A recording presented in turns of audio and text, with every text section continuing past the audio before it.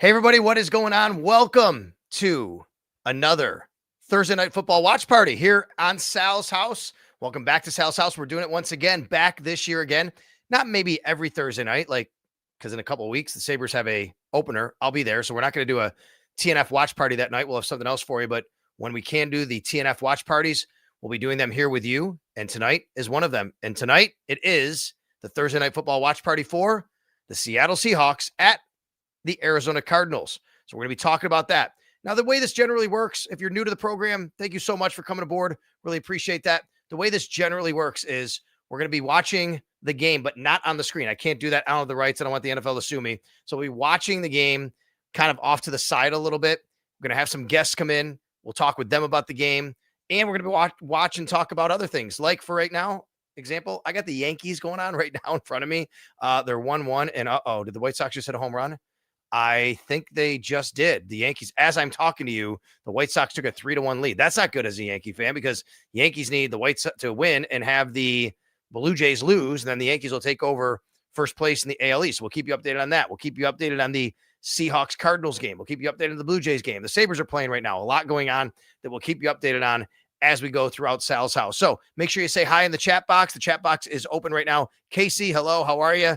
Another Saab is in there as well. Thank you as well. Thanks for coming aboard. We're going to have several guests tonight, including Nick Underhill of New Orleans Football. Now, New Orleans Football is a site that he started. Nick used to be on the beat and writing and reporting for a main outlet, but now he's at New Orleans Football where he started kind of this own site on his own. And it's great. He's a great follow if you want to learn anything about the Saints. And we're going to talk with him about the Saints and what they bring to town to take on the Buffalo Bills. The last time the Saints will ever play at Highmark Stadium, of course, because this is the last year at Highmark Stadium. So we'll talk with Nick Underhill in a little while. We'll bring him aboard. We'll get what's going on with the Saints. We'll talk about the Thursday Night Football game, see how he's watching it, what we think about these rivalry uniforms. What do we think about the rivalry uniforms for the Cardinals? I like them. I think they look pretty cool. It's the first time I've seen these new rivalry uniforms. I guess next week we'll see the Dolphins wearing theirs against the Jets, the black ones the Dolphins have. So that's pretty cool. Kirk says, go Seahawks. Jay Wood, what's up, Sal? What's up? Noah, love you, Sal. Thanks for all you do. Love you too, Noah. Thank you so much. Thanks a lot. Spread the word. We are here live on X at Sal Sports. We're live on my YouTube page at Sal Sports and on my Facebook page. And guess what that is? At Sal Sports. That's right. That's where you can always find me. So make sure you do that. We're also going to have special guest Brian Cozio come along. Now, Brian, of course, and I work at WGR Sports Radio 550 together. Brian is actually on his way to the Ryder Cup. He's going to join us from the airport. He's going to the Ryder Cup. Starts tomorrow. How cool is that? Brian's going to talk to us about this. And then we're going to have Nick Ryberg of Sojourn Travel. He's going to join me in the back end here because we got that Buffalo Football Legends cruise going on. If you have not looked into the Buffalo Football Legends cruise, you need to. It's me. It's Thurman Thomas, Steve Tasker, Don Beebe, Scott Norwood, Butch Roll. We're going down to the Caribbean. We're leaving out of Miami. That's happening next May. So make sure you check it out. We're going to have Nick Ryberg on from Sojourn Travel Advisors to talk all about it. Folks, we are celebrating Thurman Thomas's 60th birthday together. I'm going to be kind of doing the MC cruise director kind of thing on this boat. And it's amazing. And it's the Celebrity Beyond ship. You got to check it out. But Nick's going to join us. Want to thank our sponsors. I'll get a lot more into what they bring to the table here because they got a lot going on. TSE Buffalo, TSEbuffalo.com, Total Sports Enterprises. They got the big show too coming up October 3rd, October 4th. They got some great signees coming in. I'm going to be part of that October 3rd. That's a Saturday. So October 3rd and 4th. I mean, check it out. They're going to have not only Buffalo past players, but Buffalo present players as well. I'll get to them. Let me just kind of get to the actual people here who are coming on. Here we go. All right, you ready? On October 3rd, signing Greg Rousseau, Keon Coleman, James Cook, Terrell Bernard, Tyrell Shavers, Khalil Shakir. On October 4th, Jim Kelly, Thurman Thomas, Andre Reed, Fred Jackson.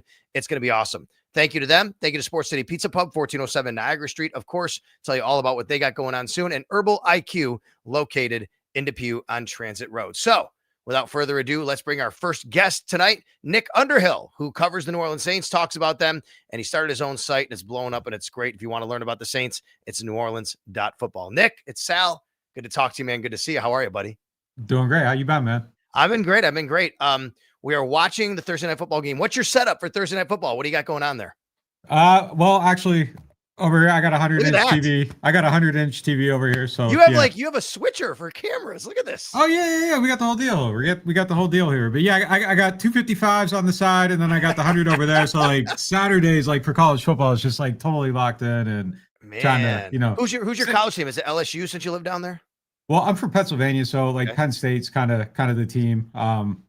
I don't know what's going to happen Saturday. I don't feel great about Dante Moore and the Ducks. I don't know. Feels like it might be a tough game, and I think Aller might not be as good as everybody thinks. So that's going to be the big test for him, kind of to see if he can actually throw it on the field and hit guys in stride and all that stuff. That hasn't been his strength, but yeah, that's the team right there. Well, listen, right here over my shoulder, I'm a Syracuse guy. Syracuse Penn State have had a rivalry for a long time. I think it's going to get renewed soon, but I can't wait for that to happen. And now with Fran Brown, we're feeling a little bit better about our football program. Not where Penn State necessarily is, but we're feeling better about that. I'm watching this Cardinals Seahawks game. What do you think about the Cardinals rivalry uniforms we're seeing tonight?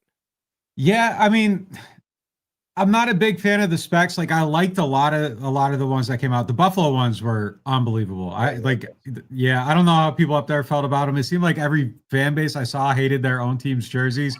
And I'm looking at them and I loved all of them. I loved the Jets ones. I'm not crazy about these though. They just kind of look dirty. Like I don't know. I'm not feeling them. I like the helmet. I don't like the jersey. Last week, the Saints, the team you cover, of course, took on the Seattle Seahawks. Things did not go well for New Orleans. What happened in that game? How did it get away from them so early? Yeah, I mean, so there was a 9-play stretch where it was block punt, 5 penalties within 7 plays, and then a punt return for a touchdown. I might have that flipped on the punts, but there was a block punt.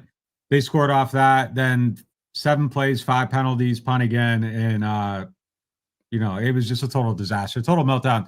Just not ready to play. I mean, it was just they got a new head coach. I think at time he's probably going to be good at his job. I think he's 37 years old, first time in the chair, and I think there's a lot of stuff where we're seeing that he's learning how to go about things. I came up covering the Belichick Patriots and then the Sean Payton Saints, and like I just saw how camps went, and they were hard camps, and 2.5-hour grueling practices out in the 100-degree New Orleans heat, and just day after day, sweat after sweat. Like we'd be out there watching on the sidelines, and you get so sweaty you'd have to bring like a change of shoes like to change into after practice, like so you aren't sitting there with snow feet. Basically is kind of what would be the comp. You step in like a wet snow puddle, like that's how it would feel after a camp day. And these practices, there was not I think maybe one practice, they had one practice of scrimmage against themselves that went over 90 minutes. They never practiced 5 days in a row. It was 2 days on, 1 day off, 2 days practicing, 1 day off. Like, so it was just kind of a very weird camp. And, you're kind of watching it and you're skeptical. And it's just like, all right, we'll see how this progresses. But feels like they aren't getting ready for the season. And then they get to the season, week 1, ton of penalties. Week 2, they cleaned up a little bit. Last week in Seattle, like they didn't have like the snap count time for the crowd noise and all that stuff. And it was just, it's a lot of learning on the job, I think.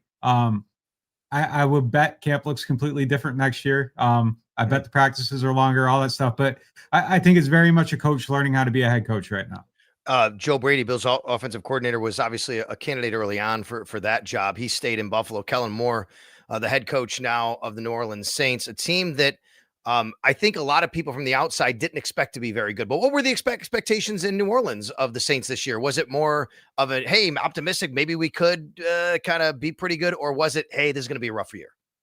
Yeah, rough year for sure. And it's an interesting situation because it's almost a reluctant rebuild. Because if you recall, it was Derek Carr. He was the quarterback going into past free agency and everything. And they were signing guys as if they were trying to compete. They tried to get Trevarius Ward, who ended up going to Indianapolis.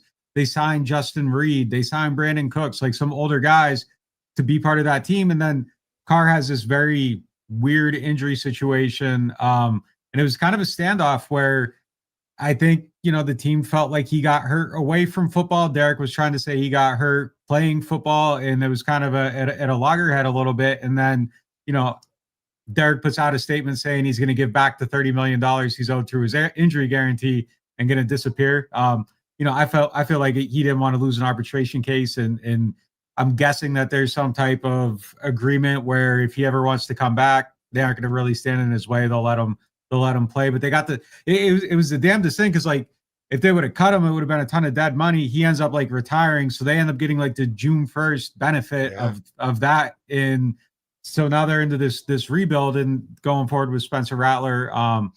Trying to get younger in a hurry. But yeah, I don't think there were any expectations really for the season. I think as soon as the Carr thing happened, you're looking at it, and I felt maybe 5 wins at best. But this really might be a thing where they lose this week. If they lose to the Giants, I think very quickly you start seeing guys like maybe Alvin Kamara, Demario Davis, Chris Olave end up on the trade block. So I think it's probably more likely they're, looking at John Mateer and Lenora Sellers and, all these guys at the end of the season than they are anything else. I think it's a long rebuild here. If you have a top pick, you take a quarterback generally because you don't want to be in that position. You don't think you're going to be there. But I actually like a lot of what I've seen from Spencer Rattler. But you tell me what you've seen from him and if this is a guy that you think they can build around, or, hey, if this thing keeps going this way, we're just going to have to reset it all. I think there's potential there. He's shown some stuff. There's been some good, some bad. Is it a case where, look, I think he can be perfectly fine. And if you're drafting him first or second and, that guy, you're looking at Lenora Sellers and you're saying, hey, he could be Josh Allen. I mean, you kind of owe it to draft that guy and you go forward from there. The other thing too, though, is they drafted Tyler Shuck from Louisville with the 40th pick. So he's sitting behind Rattler at this point. So there's kind of 2 options here. And that's kind of fascinating too, because the last staff drafted Rattler, Kellen Moore. This is kind of the guy he picked, Tyler Shuck. Shuck's still developing, had a decent training camp, decent preseason. There's some potential there, but I think you can get to the end of it. And if you're comparing them to somebody in the draft, it's not necessarily about like, hey, what's Spencer Rattler? It's just, is this other guy possibly better? And if he is, you draft him and you trade your other quarterback. So, I mean, it isn't the worst place to end up at. But yeah, look, I don't think Rattler's bad at all. I think he's a serviceable starter at worst right now. And he's actually a year younger than Tyler Shuck, who spent 7 years in college. So like there's still room for development there too. And the 5th round pick part of it, that kind of gets what defines people. But I mean, I think he's a really good player. And I think there was just kind of like some off-field stuff that was a little bit questionable. The Netflix show that he was in, QB1, that kind of stuck to him. But from my perspective, he's been, very mature. He carries himself well. Seems like a great teammate. And yeah, I think he's played better than probably a lot of people expected to start the season. We do have the Thursday Night Football game going on in the background. We can't show it to you, of course. We don't want to be sued by the NFL, but we'll let you know what's happening. The Cardinals have punted to the Seahawks. Seahawks on the move now, so 0-0 there. Marvin Harrison Jr. with a catch early on. Kenneth Walker with a catch and a run after catch. So now the Seahawks are out to the 45. Also, Sabres are playing preseason tonight, folks, and they have tied it up 2-2. You got the update right there. Josh Doan with the goal for the Sabres. 2-2 against the Red Wings. Are you a hockey guy, Nick? Not at all. Wow. Nope. All right. Yeah, we were just doing a thing at work today, and someone asked me if I could name 5 players, and I got the 4. So I couldn't get all the way there. That's okay. Nothing wrong with that. We love our hockey here in Buffalo. Let's get to the injury report for the Saints. I know they had some injuries up front, but it looks like they're getting healthier there. But I'm really curious what the heck is going on with Chase Young. Yeah, weird situation. Popped his hamstring the first week of practice. It was supposed to be like a 2-week injury. 2 weeks turned into 3. 3 weeks is turning into 4. Don't know. I asked him about it the very first week, and I was like, hey, is this going to be a big deal? And like, he's like loudly, hell no, it's not going to be a big deal. And 4 weeks is a big deal. That should have been an IR stint, probably. Just kind of, a guy with just all the potential in the world, man. Like you look at him, like he just, he stands out on a field of big athletic people, like just unbelievable talent. It's just never quite come together. And I think it's going to be something where people are chasing it forever. Kind of like Jadeveon Clowney is kind of how I see his career going a little bit. He looks like someone that could easily be the best player on the field any given day. It's just a lot of days he isn't. Was fine last year. Thought he played well. I thought he had a great camp this year. It seemed like he was carrying himself well. The mood from last year to this year was just drastically different. Seemed happy, and it's just kind of back to kind of that frustrating spot again for him. Is there any other notable names we should be aware of on the injury report to watch out for, whether they're returning or might be out? Yeah, I mean, coming back, Taliesin Fuaga, the second-year right tackle, he'll be back playing. He missed last week with a back injury. And then Trevor Penning, who Right. former first round pick, kind of, he switched from side to side on the offensive line. They now have him playing left guard. It'll be his first time ever playing left guard. I have no idea what that's going to look like. If you get drafted as a left tackle, you end up a right tackle, and then you're at left guard. Like, obviously things have not really gone well for you to that point, but very big athletic guy, probably going to be good in the run game. But, in pass protection, it's been really shaky at tackle. Maybe he can just be a big ass dude on the inside and get in someone's way, and that works. But I have concerns about what that's going to look like in the first game. Last one before I let you go and watch the rest of this game. We appreciate your time. By the way, everybody, the Seahawks were stopped on downs at midfield, so the Cardinals will take over from there. I don't mean to put you on the spot if you're not following it as much. It's not on the field, but Superdome. I saw a story about stadium issues going on, and I asked because we have a new stadium here coming in Buffalo. This will be the last time the Saints ever play at this stadium. This is the last season inside this stadium, 53 years. I did some research today, and we've been talking about how the Saints are actually one of very, very few teams that have a winning record here in Buffalo. They're 4-1. They've won their last 4 in Buffalo, and really they've kind of crushed the Bills over that time, but this will be the last time they visit. What is going on with the Superdome? Any updates on any lease situation or where the future holds? Yeah, it's weird business down here.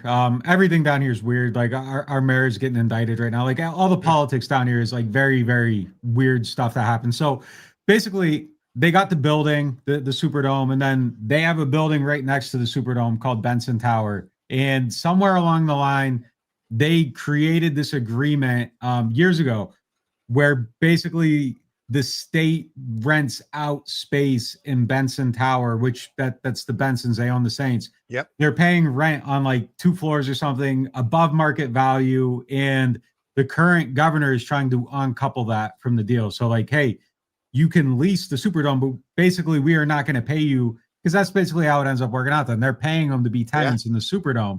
And they're trying to uncouple that. I think it's just going to be something where, look, the Bensons know, like nobody wants to be the person that watches the team leave. I think it's just posturing. They're going to get to the end of it and someone's going to fold it at a certain point. There was the Super Bowl bid deadline, I think maybe about 10 days ago or something. They missed that. That was kind of like the first checkpoint. The league's going to still let them put a bid in for it. So, I mean, I think it's just a lot of posturing right now. I think ultimately it ends up getting done. Where they really screwed up is the last governor. They paid for I think $325 million worth of renovations. The Saints put in like $100 million of their own money, and they didn't get a signed lease when they did that. So like they kind of let their leverage go there. So now it's sitting here, and the new governor's trying to create leverage, but he has none. So it's something where, you see the leaks and all that stuff, but it's going to get settled. I would be super, super shocked if it's not signed soon. I think it's something that gets done and ultimately just ends up being, the Saints hold their leverage over that situation, and I think it gets done. Nick, you're one of the OGs when it comes to creating your own content, man. Really a lot of respect for you, what you did and how you created your own site. You got your own switcher over there with cameras, doing everything. Why don't you tell everybody where that site is and what you do, and if they have any, want to get any updates on the Saints or NFL football?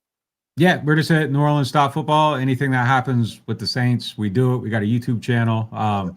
We actually do what you're doing too. Like we have like a live broadcast during games, like where we're just talking to people as the game's going on. So yeah, you can hop on there on the site if you want to, but appreciate you, man. Always love talking to you. Yeah, you too. You did a great job. We appreciate your time. We're gonna go talk Ryder Cup now. Okay, so I appreciate you while you go watch the football game. Thanks, Nick. All right, man. Take it easy. All right, you got it. Yeah, for sure. We're gonna talk Ryder Cup now with our guy Brian Cozio, who is joining me here on Sal's House tonight on the Thursday Night Football Watch Party. You know where you can watch the Ryder Cup, folks? You can watch it at Sports City Pizza Pub, 1407 Niagara Street. Sports City Pizza Pub. Make sure you head over there because they have all the games, whether it's football, basketball, golf, the Ryder Cup coming up here on Friday. So make sure you check, and then over the weekend, of course. So check him out. Brian Cozio is going to join us. Let's bring him in, Colin, if we can. We'll talk to Brian Cozio here. There we go. There he is, my guy. Are you at the airport right now? Are you headed out to Bethpage? I am at the Buffalo airport, about to board for JFK to head down to Long Island. Yep. So we're getting ready. What time you board? In about an hour. We were supposed to be actually right around now, but the weather down in New York is rainy, so the planes are taking a little later to get out. So we'll be heading there hopefully soon. I can get a few hours of sleep, and then the gates open at 5 a.m. The first tee time is 7:10 a.m. So I know people are going to be there early and ready to go. And for as rowdy as we know the New York crowds can be, I mean, at 5 a.m., I'm excited to hear what kind of noise we get when people are let through the gates to get into the course. Brian is going to be at the Ryder Cup. He's going to join me on WGR Friday morning. We'll have Sean McDermott on WGR for the injury report. So a lot going on with a weather report from Pat Hammer. So love the fact that Brian's going to be joining me from the Ryder Cup. Brian, let's talk about what's going to happen tomorrow. Let's throw it up there, Colin, and take a look at the pairings for the foursome tomorrow. Now, this is the foursome, which really is what? Alternating shots, right? I want you to kind of walk us through how this works and the pairings.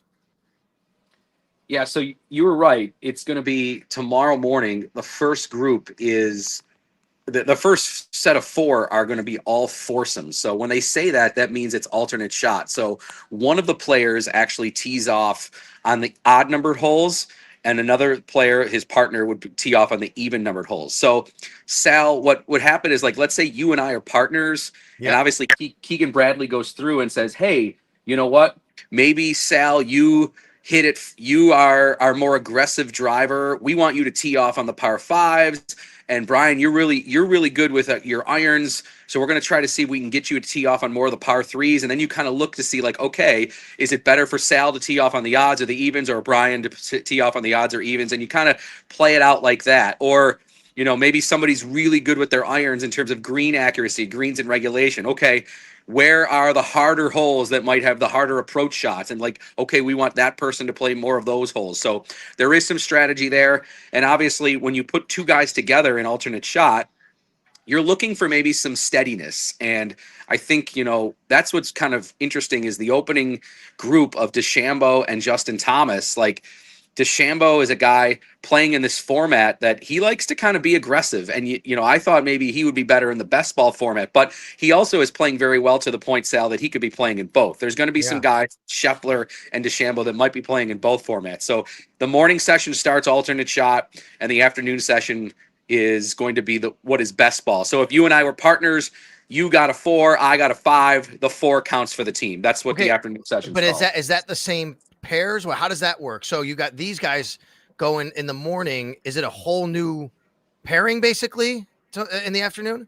Yeah. So in the afternoon, there's a I want to say about an hour break, and that's when Keegan Bradley and the rest of his assistant captains will get together and finalize that roster and decide who's going to go with who. Maybe somebody's playing outstanding in that first session, and he's like, we got to put him back out there again. Or maybe somebody that he thought was going to be going that is struggling. Maybe, they're like, hey, maybe he needs a breather. We're going to take him out. Some of that is going to be set up ahead of time. Some of that's going to be done on the fly. Bradley says at least for day 1, he thinks he's got the majority of his plan kind of set up for both the morning and the afternoon. There's 12 players in total on the roster, 8 playing each session. So I would think that probably by the end of the day, both guys are probably hoping to at least get everybody in at least one match by the end of the first day. So you kind of really feel like you're, part of the team involved in this Ryder Cup competition. How does it work is it like when you and I go out and golf, we have a tee time, and then after the next hole, the next group goes? Or do they start at the same time? How does this work? Yeah, so there's tee time. So the first group is 7:10 tomorrow morning. That's the DeChambeau and Thomas versus Rahm and Hatton pairing. That's going to start off right away.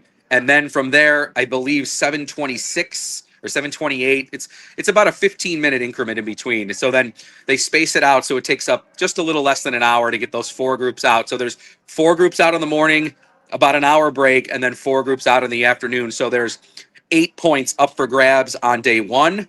They'll do the same thing on Saturday, another 8 points up for grabs on day 2. And then Sunday, they change it up. All 12 players on both sides end up playing, and it's all singles matches, one-on-one match play throughout. And then the captains have to decide what order they put them out in. And what's interesting, too, about the Ryder Cup is it's done blind. So Keegan Bradley can say, look, I want Scotty Scheffler to go out first. He has no idea who Luke Donald is going to put out first for Europe. You're trying to guess. You're trying to predict. You're thinking, do you want your best player to be first? Maybe if you're down and you need to get some points, or who do you want out there maybe with the Ryder Cup on the line? Like, do you put them more toward the end? So that's kind of the strategy of trying to figure out maybe who do you want to have go out first, who's in the middle, who's in the back. But that happens on Sunday, and there's 12 points up for grabs. So in total, you got 12, 8, and 8, 28 points. Obviously, half of that's 14. If Europe gets to 14, even if it's a tie, they retain the cup because they have it. The U.S. actually has to get to 14 and a half to win the cup back. If it ends up in a 14-14 tie, they say Europe retains the cup because they right now are the last winners of it.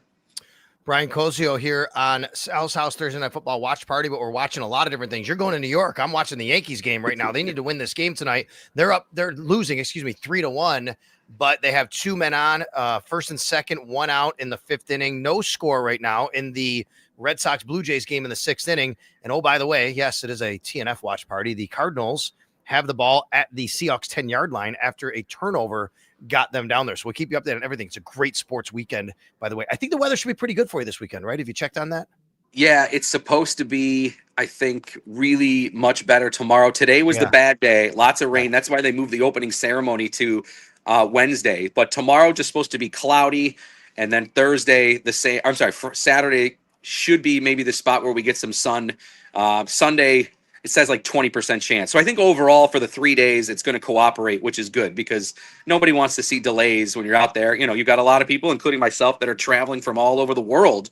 There's so many international people that are going to be there too, coming from all over Europe to cheer on the Europeans. So should be really a great event. The Ryder Cup has never been at Bethpage before, so this is a unique event for the downstate area. It was at Rochester at Oak Hill in the 90s.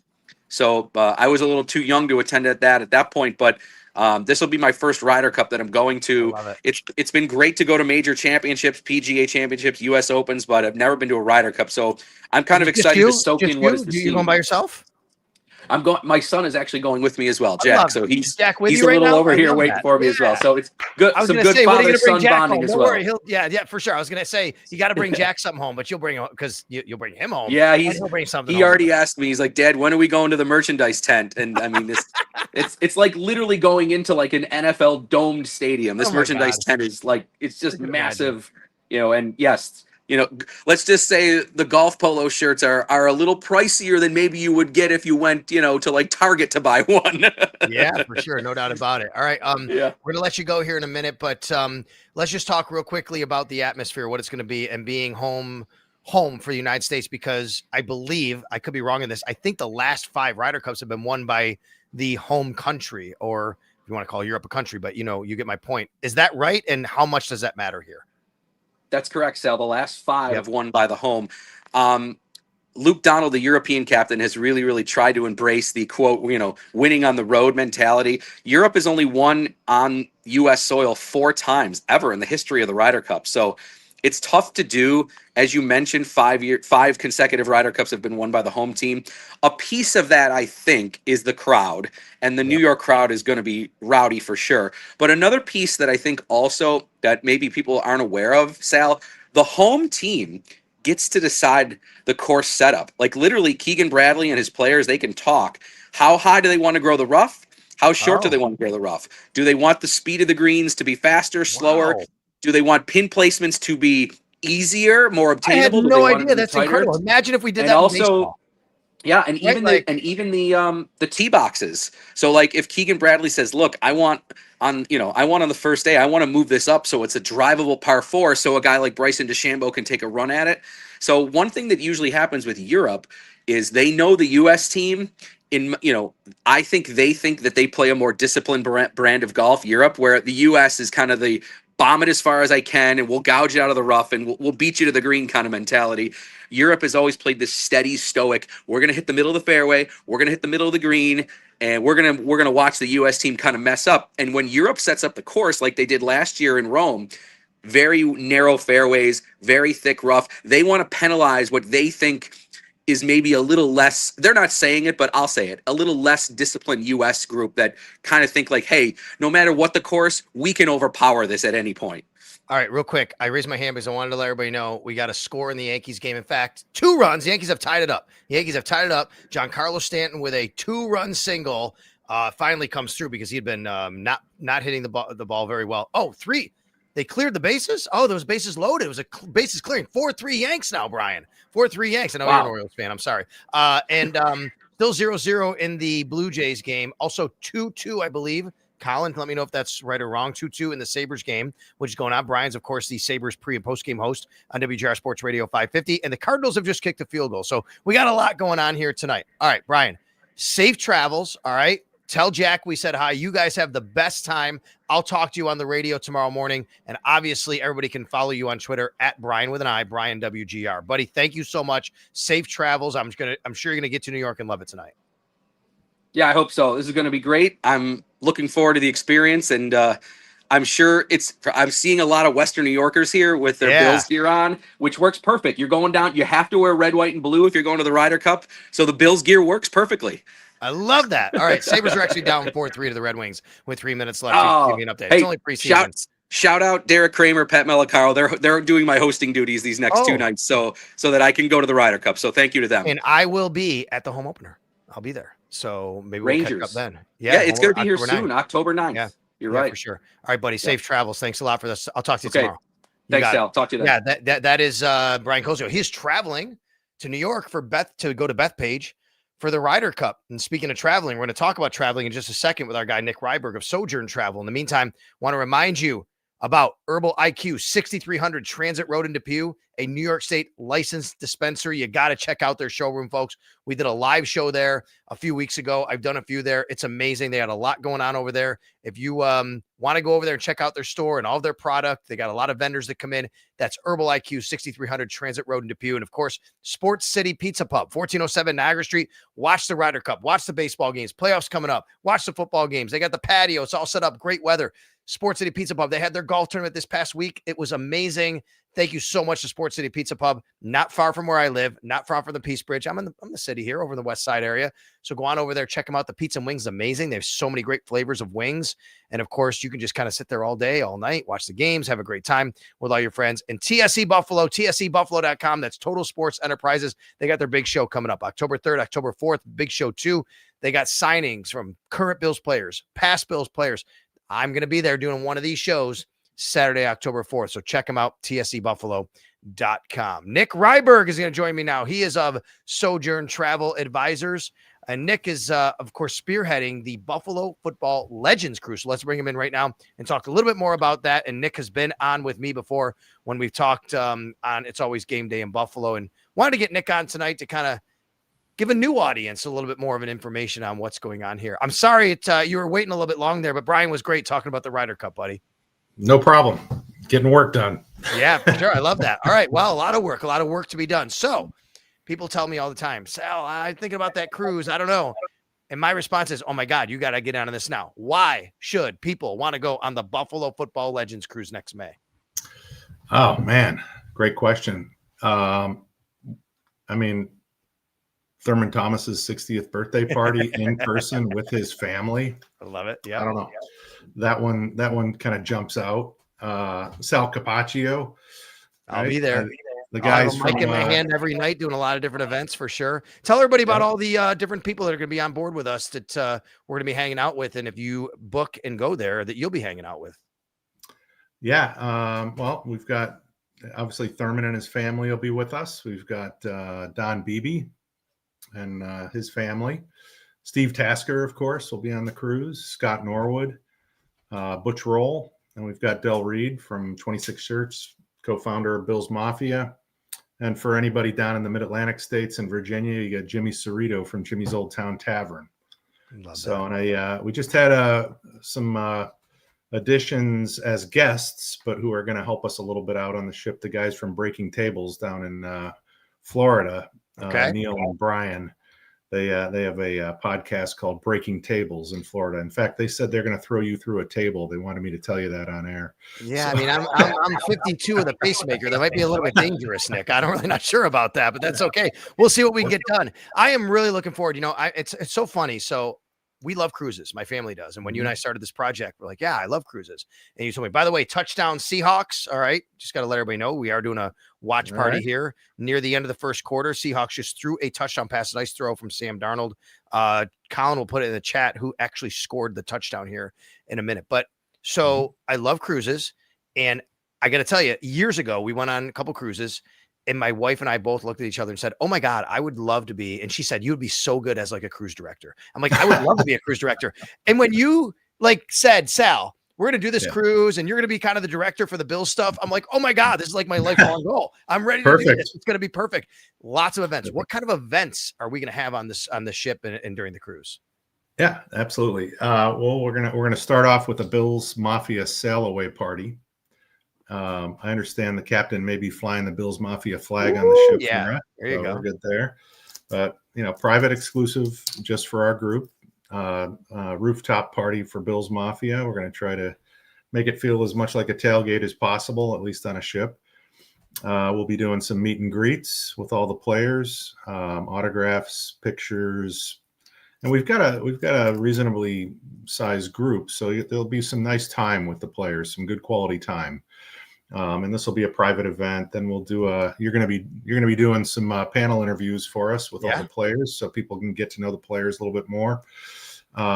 We've got a variety of events throughout the sailing that are more kind of player competitions, player fun activities.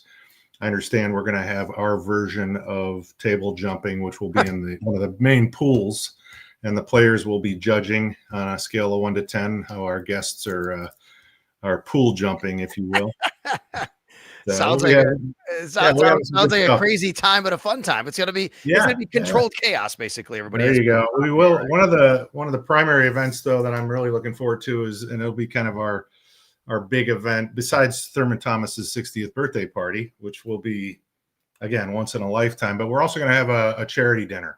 Okay. One of the primary things we're doing here too is we want to give back, and we've got.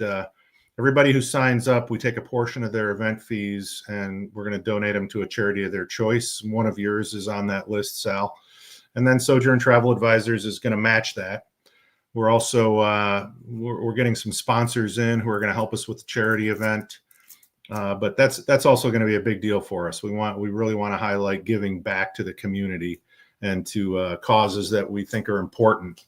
So that's definitely going to be a part of it. And we know Bills Mafia loves to give back. Yeah. And we want to make sure that's a part of our event. No doubt about it. It's going to be a great time. And of course, it's going to be in May. We're leaving on Mother's Day, May 10th, going down to the Caribbean. Tell us about the places that this Buffalo Football Legends cruise is going to visit. Yeah, for sure. We're going to start off in Puerto Plata in the Dominican Republic. We're leaving out of Miami, by the way. And by the way, the Miami's Billsbacker chapter is going to help sponsor a pre-cruise party the night before we take off. So everybody who comes into Miami the night before will get treated to a nice pre-cruise event at one of the Miami Billsbackers bars. Get on the ship, head down to Puerto Plata in the Dominican Republic after a day at sea. Then we head over to Tortola in the British Virgin Islands, and then we're going to round it out with St. Martin, Phillipsburg and St. Martin. And then we're going to spend a couple more days at sea with some activities and events. One of those shore stops, we will have a Bills Mafia beach party just for our group. So it's going to be a fun week. And you're leaving on a Saturday night, so you're leaving on a weekend. Because a lot of people have said, this is 7 nights. I don't know if I can take that time away. Just think of it this way: it's a week basically work. If you were on a 5-night cruise, it'd be the same thing. You're going to leave on a Saturday or Sunday. You're going to get back on Sunday. So you need to take a week off, and then you're out essentially at sea for 6 days, 7 nights, and part of a day in the morning you get off. So it's reasonable.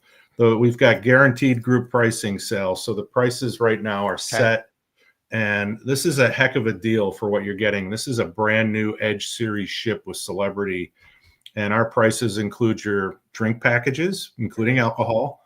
All your meals, your cruise fare, obviously, your prepaid gratuities, port fees, and taxes, and this is a very reasonable expense for what you're getting with the experience with the players, and this cruise is a very high quality cruise. So we hope people start taking advantage of it. We've lowered deposits. We put in payment plans for people if they want to spread out their payments between now and February.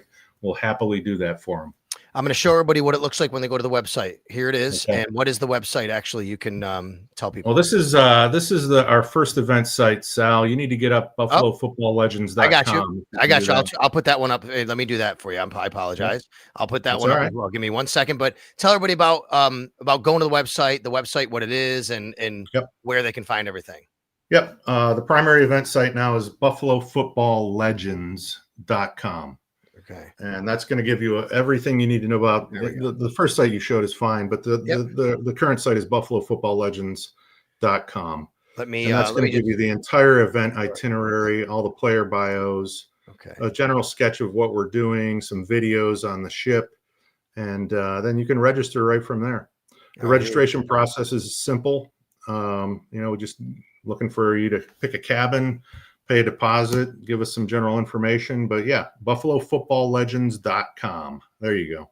There it is right there, everybody. That's what you'll see when you go on there. And you can see on the left side of your screen there, you can kind of click all those different links and go to everything that kind of matters here for what you need to know. It's a really great site. It's a really great ship, by the way, the Celebrity Beyond. It's amazing. Man.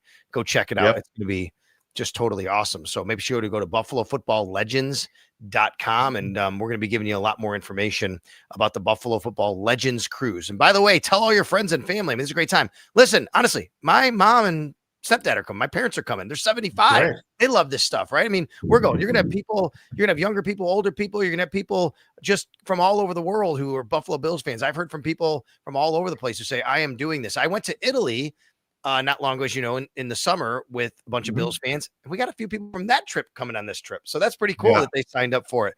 I really love that for sure. Yeah. Right now, right now we're at we're a little over half full. Okay. We've got about, 45, 50 cabins left ish. Okay. So it's time to sign up. If you're going to sign up, you should do it. If you got a group of 4 or 5 or 6 people, I mean, folks, this is going to go quick. You don't want to be left out. So make sure you're checking this out and doing it now, because it's going to be pretty amazing. Yeah, now's the time. As we get closer in, if we hit inventory levels on our group, prices are going to go up. So you're going to, once we max out our group, if we need to get extra space, then it's going to cost you a lot more. So now's the time to get in. Again, it's between now and November, we're expecting a surge. We're also getting some new sponsors coming in who are buying up room blocks that they're giving away to employees for charity and whatnot. Ooh. So we in incentives, we're looking forward to announcing some of those sponsors. There's a possibility we may have 1 or 2 talent ads on the agenda. We're thinking about a couple new faces to add to the mix, but stay tuned for that. We'll announce it on the website if we do. But would love to have people on board. BuffaloFootballLegends.com. All right, before we let Nick go, we'll let you know the good news for us Yankee fans. They are in the lead 4-3 still. Bad news is the Blue Jays are now winning 6-0 after a grand slam.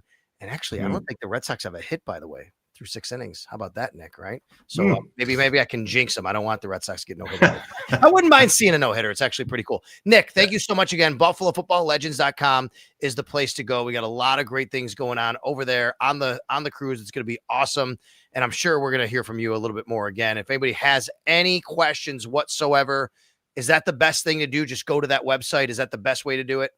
Go to that website. It should answer all of your questions. If you have any additional questions, there's a contact section at the bottom. You can text, you can call, you can text me directly if you want. Okay. My information's there, and I'll, as you know, I'll answer pretty much any hour of the day, any day of the week. So I want to help people get on this. It's going to be a really, really nice event for the people in the Buffalo Bills community, Buffalo Mafia community. So, all right, buddy. Well, we're at the end of the first quarter, so that means we're winding down here, and I appreciate your time. Thank you so much, and I'll talk to you soon. All right, man. Take care, Sal. Yeah, that is Nick Ryberg, Sojourn Travel Advisors. All right.